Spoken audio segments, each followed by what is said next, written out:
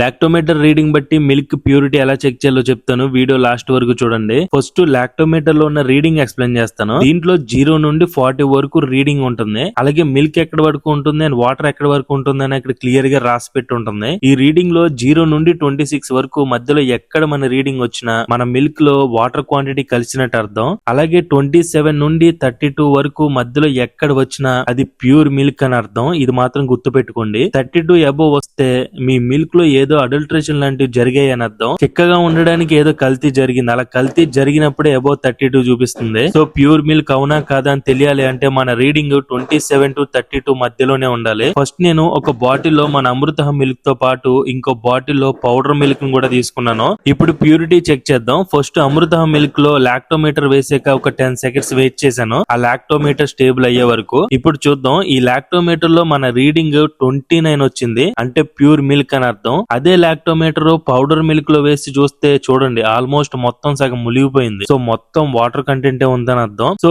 Below 26 వచ్చింది number ఇది. ఇప్పుడు ఇదే టెస్ట్ మా అమృత మిల్క్ లో 1/4 వరకు ప్యూర్ మిల్క్ తీసేసి ఆ ప్లేస్ లో పౌడర్ మిల్క్ యాడ్ చేసి రీడింగ్ చూస్తే 23 వచ్చింది. అది ఎగ్జాక్ట్ 1/4 వాటర్ లెవెల్ దగ్గర చూపించింది. మీరే చూడండి. సో ఇందులో వాటర్ మిక్స్ అయ్యాయని క్లియర్ గా చెప్తుంది. నేను కూడా మిక్స్ చేశాను, మీరు చూసారు. లాక్టోమీటర్ యాక్యురసీ కాకపోవచ్చు, మోస్ట్లీ ప్యూర్ ఆర్ ఇంప్యూర్ అనేది ఈజీగా తెలుసుకోవచ్చు. సో మన అమృత ప్రతి కస్టమర్ కి నేను మీ ఇంటికి తెస్తాను, రీడింగ్ చూసి మిల్క్ తీసుకోండి. ఇందులో ఆశ్చర్యం ఏంటంటే అండి, మా అమృత మిల్క్ ని అండ్ పౌడర్ మిల్క్ ని కలిపి దాన్ని కాచి తోడు పెడితే పెరుగులో వెన్న శాతంలో ఏ మాత్రం డిఫరెన్స్ నాకు అనిపించలేదు. అందుకే కల్తీ చేస్తున్నా సరే జనాలకు తెలియట్లేదు. మిల్క్ తీసుకునే ముందు ఆలోచించండి, అది అమృత అయినా సరే ఎక్కడైనా సరే.